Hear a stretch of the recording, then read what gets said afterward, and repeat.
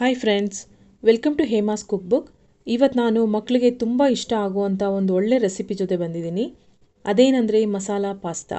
Evening ಸ್ನ್ಯಾಕ್ಸ್ಗೆ, morning ಬ್ರೇಕ್ಫಾಸ್ಟ್ಗೆ ಈಸಿಯಾಗಿ ಮಾಡುವಂಥ recipe ಇದು.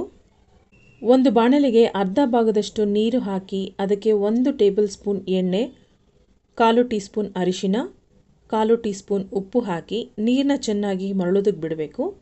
ನೀರು ಮರಳೋಕ್ಕೆ ಶುರುವಾದ ಮೇಲೆ 1/4 kg ಪಾಸ್ತಾ ಹಾಕ್ತಾಯಿದ್ದೀನಿ. ನಾನು ಬ್ಯಾಂಬಿನೋ ಬ್ರ್ಯಾಂಡ್ನ ಎಲ್ಬೋ ಪಾಸ್ತಾ ತೊಗೊಂಡಿದ್ದೀನಿ. ಪಾಸ್ತಾ ಹಾಕಿದ್ಮೇಲೆ ಎಕ್ಸಾಕ್ಟಾಗಿ 5 ನಿಮಿಷ ಮಾತ್ರ ಬೇಯಿಸ್ಕೋಬೇಕು. 5 ನಿಮಿಷ ಆದಮೇಲೆ ಪಾಸ್ತಾನ ಬೇರೆ ಒಂದು ಬೌಲ್ಗೆ ಟ್ರಾನ್ಸ್ಫರ್ ಮಾಡ್ಕೋಬೇಕು. 5 ನಿಮಿಷಕ್ಕೆ ಪಾಸ್ತಾ ನೋಡಿ ಈ ರೀತಿ ಬೆಂದಿರುತ್ತೆ. ಇಷ್ಟು ಬೆಂದರೆ ಸಾಕು, ಜಾಸ್ತಿ ಬೇಯಿಸ್ಕೋಬಾರ್ದು.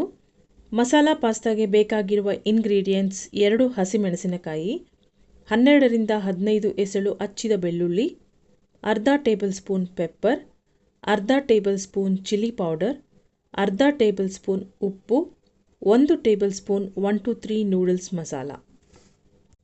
1 to 3 ನೂಡಲ್ಸ್ ಮಸಾಲ ಹಾಕೋದ್ರಿಂದ ಪಾಸ್ತಾ ತುಂಬಾ ಟೇಸ್ಟಿಯಾಗಿ ಬರುತ್ತೆ.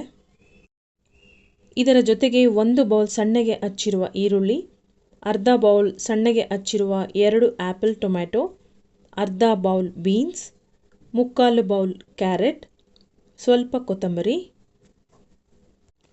ಬೇಕಾದಲ್ಲಿ ಹಸಿ ಬಟಾಣಿ, ಕ್ಯಾಬೇಜ್, ಸ್ಪ್ರಿಂಗ್ ಆನಿಯನ್, ಕ್ಯಾಪ್ಸಿಕಮ್ ಕೂಡ ಹಾಕ್ಕೋಬೋದು. ಈಗ ಒಗ್ಗರಣೆ. ಬಾಣಲೆಗೆ ಅರ್ಧ ಬೌಲ್ ಎಣ್ಣೆ ಹಾಕಿ ಎಣ್ಣೆ ಕಾದ ಮೇಲೆ ಸ್ಟವ್ನ ಮೀಡಿಯಂ ಫ್ಲೇಮ್ನಲ್ಲೇ ಇಟ್ಕೊಂಡು ಮೊದಲಿಗೆ ಬೆಳ್ಳುಳ್ಳಿ ಮತ್ತು ಹಸಿಮೆಣಸಿನ್ಕಾಯಿ ಹಾಕಬೇಕು. ನಂತರ ಈರುಳ್ಳಿ ಸ್ವಲ್ಪ ಮೆತ್ತಗಾದಮೇಲೆ ಅಂದರೆ 2 ರಿಂದ 3 ನಿಮಿಷ ಆದಮೇಲೆ ಕ್ಯಾರೆಟ್ ಮತ್ತು ಬೀನ್ಸ್ ಹಾಕ್ತಾಯಿದ್ದೀನಿ. ಇವೆರಡು ಹಾಕಿ 2 ನಿಮಿಷ ಆದಮೇಲೆ ಟೊಮೆಟೊ ಹಾಕಬೇಕು. ಟೊಮೆಟೊ ಹಾಕಿದ್ಮೇಲೆ ಉಪ್ಪು ಹಾಕಿ ಚೆನ್ನಾಗಿ ಮಿಕ್ಸ್ ಮಾಡಬೇಕು. ಟೊಮೆಟೊ ಪೂರ್ತಿ ಬೆಂದಾದಮೇಲೆ ಪಾಸ್ತಾ ಹಾಕ್ತಾಯಿದ್ದೀನಿ. ಅದ್ರ ಜೊತೆಗೆ chilli powder, pepper powder, 1 to 3 noodles masala 3 ಒಟ್ಟಿಗೆ ಹಾಕಿ ಚೆನ್ನಾಗಿ ಮಿಕ್ಸ್ ಮಾಡಬೇಕು. ಫ್ಲೇಮ್ನ ಸಿಮ್ ಮಾಡಿ 2 ನಿಮಿಷ ಆದಮೇಲೆ ಅರ್ಧ table spoon soya sauce, 2 table spoon tomato sauce ಅಥವಾ ಟೊಮೆಟೊ ಕೆಚಪ್ ಯಾವುದಾದ್ರೂ ಪರವಾಗಿಲ್ಲ, ಇವೆರಡನ್ನು ಹಾಕ್ತಾಯಿದ್ದೀನಿ. ಸಾಸ್ ಜಾಸ್ತಿ ಹಾಕಿದ್ರೆ ಮಸಾಲೆ ಎಲ್ಲ ಕಡಿಮೆ ಆಗಿಬಿಡುತ್ತೆ, ಸೊ ನೋಡ್ಕೊಂಡು ಹಾಕ್ಕೋಬೇಕು.